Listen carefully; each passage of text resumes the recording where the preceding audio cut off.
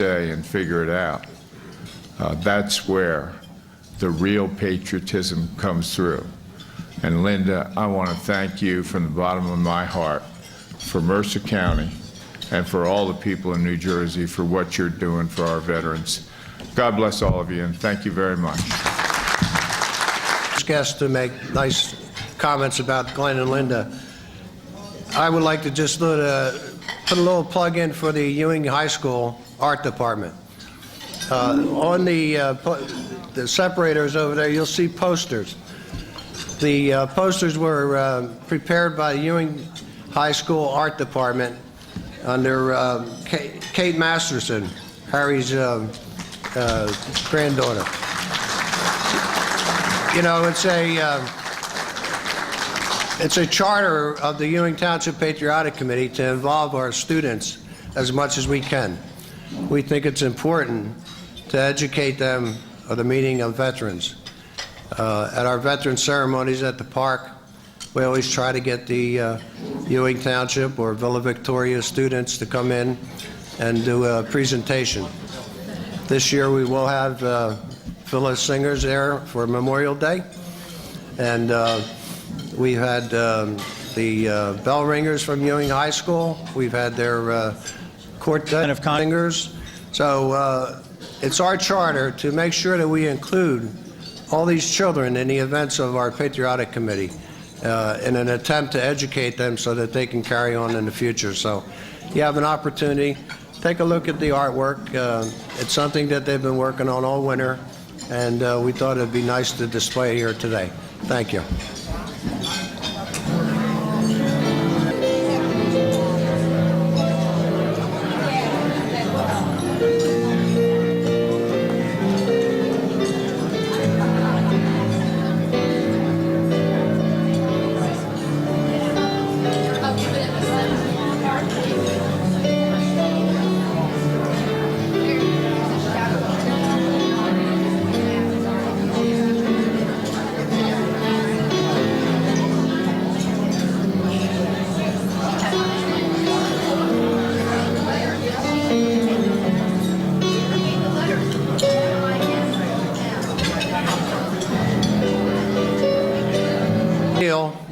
In the interest of brevity, we will begin the remainder of the program.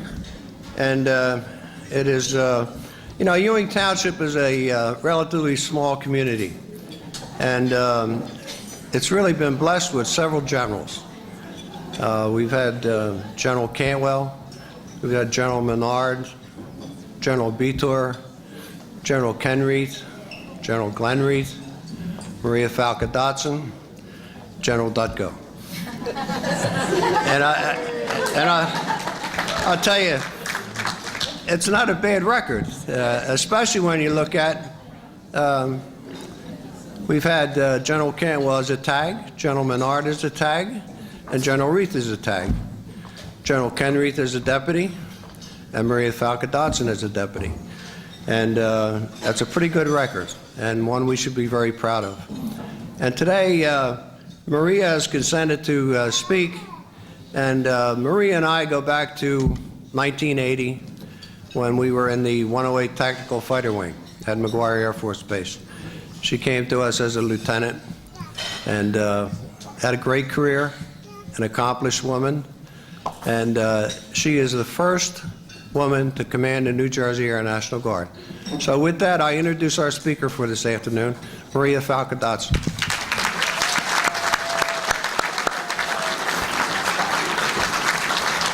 Thank you, General Dutko. General Reith, Mayor Steinman, veterans, distinguished guests, and our military members, who are all here in civilian clothes, so they're kind of indistinguishable, but if you figure out who they are, you can tell that we clean up pretty good. Well, this is one of the few times that I get to go before my boss, Major General Glenn Reith, and I, for one, am glad because he's a tough act to follow. General Reith has been my boss for more than 9 years. I assume that you've all read the bios, and if you haven't, you should, that are in your program today. But the bios don't tell the whole story, and that's why General Dutko asked me to make a few remarks. Every successful team has a formula to help them achieve their goals. The formula includes chemistry and a shared vision and values. Major General Glenn and Linda Reith are such a team. In 2002, when Glenn Reith was appointed the Adjutant General of New Jersey, it was a time of total uncertainty in our history. The United States of America had just been attacked on our continent, and where or when the next threat would be coming was the question. Because despite our recent euphoria over the bin Laden mission, it was never doubtful that those who hate Americans would and could and still do want to attack us again. The National Guard has since continued to be a part of the overall operational force in these times of repeated deployments, ongoing conflict, and domestic needs, including homeland security. You all know that part of the story because many of you, in fact, most of you, have continued to support our National Guard and all our military members in the global war on terror. The part of the story that may be less known to all of you is how important it is to those of us who wear the uniform to have real leadership that is confidence-inspiring and engaged. Major General Glenn Reith has demonstrated that focus by repeatedly putting the needs of his soldiers, airmen, and veterans first. He has tirelessly engaged with community leaders, state government officials, and military leaders at the national level. His priority has been to assure our members have the training and equipment they need to be able to support and defend both our state and our nation, and to respond immediately whenever called by the President and the Governor.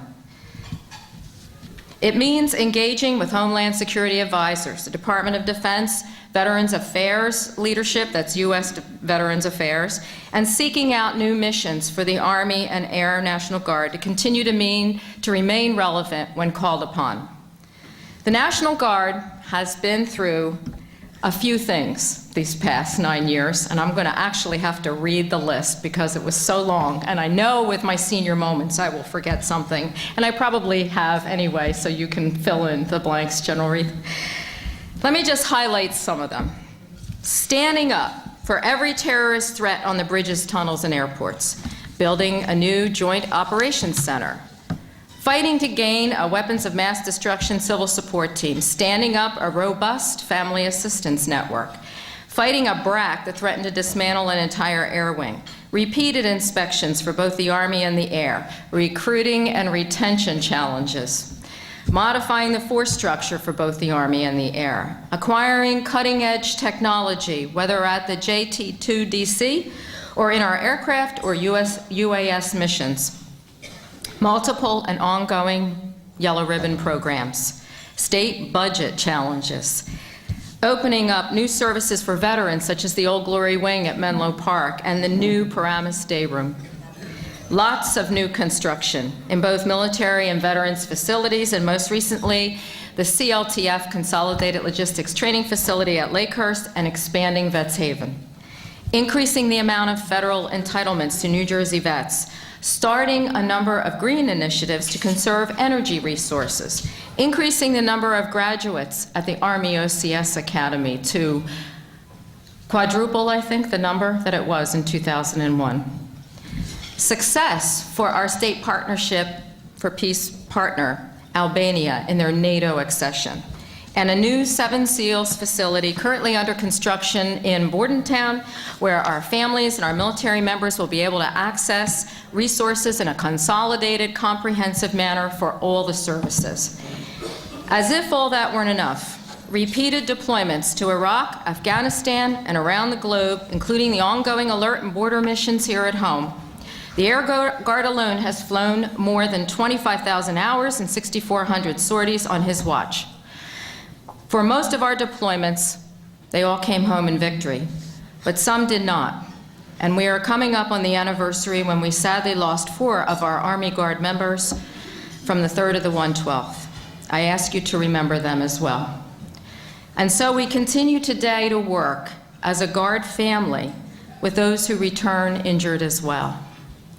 Additionally, we had a revamping of the Challenge program while responding to the usual spate of floods in and out of New Jersey, like a small one called Katrina and Rita, as well as the occasional snowstorm, which this year was almost every day. And let me finally throw in, for good measure, all the safety, operational, and political ramifications that a small school shooting and a range fire will cause, just when we thought we might be bored. And do I hear mention the joy of 2 governors in 1 term? All of these accomplishments happen and continue to happen because of General Reith's untiring dedication and commitment to do the right thing with substance and to consistently communicate his command intent. Let me say here that those of us in uniform could not do what we do without the support and sacrifice of our families, especially all the things that I just articulated. Knowing that we would be in a conflict for the long haul, in 2003, General Reith conceptualized an oversight group or council that would look to intercede and assist military members and their families in times of need during deployments. Linda, Congressman Holt said it best. As a military spouse, you are really not obligated by the oath that we all take, and certainly not that your spouse took.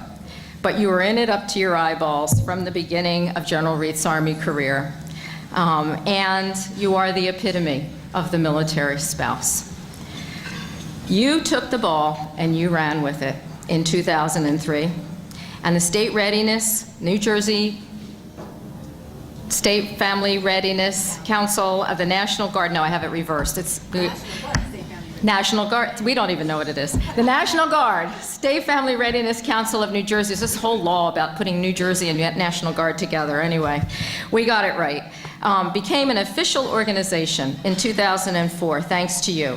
You had some help from the council, some legal issues and some corporate issues, but ultimately the success of the council has been you. You talking to every individual who's called you with a good idea. Some ideas not so good, but most ideas had substance. You vetted them all personally. You met with folks and you kept an open mind. You attended every event, and sometimes you missed your own family events as a result of the council events. And successful, it is so singularly successful that it is the one project with the most positive impact on all our military members' lives. And so it is the one thing that we are most proud of, and rightly so. Since 2005, the Council has had a grant program that we call a safety net for Army and Air Guard members and their families who need financial assistance. To date, the Council has raised, as you heard, $1.8 million. What you didn't hear is that they've distributed $1.5 million of that to 543 Guard members and their families in need, and 26 of their businesses. That is a phenomenal amount of work and a phenomenal job.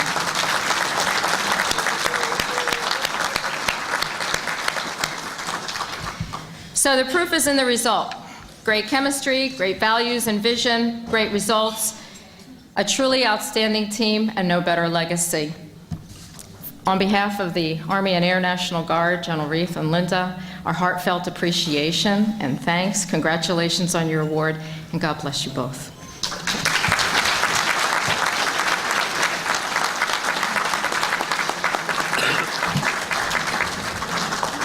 Thank you, Maria. We have several presentations to make, and I'd like to call on, well, let me read the letter from the governor first. Dear friends, as governor, I am pleased to extend greetings to the Ewing Township Patriotic Committee and to everyone attending the Patriots Dinner. The Ewing Township Patriotic Committee has been committed to the observance and celebration of patriotic events in Ewing for more than 40 years. I understand that the money raised at tonight's event will be dedicated to covering the costs for the 2011 Independence Day events, which serve as a yearly reminder of our nation's resolve for democracy and freedom. I applaud all those who have contributed to and supported this worthy cause. I also congratulate this evening's honorees, Major General Glenn Reith and Linda Reith. Major General and Mrs. Reith's long-standing dedicated service and untiring commitment to our troops and the community have a great impact on many lives.